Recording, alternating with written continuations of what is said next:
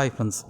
இப்போ நம்ம இருக்க இடம் பார்த்திங்கன்னா Parambuppatti village airport expansion சைட்டோட southern சைடில் இருக்கிறோம்.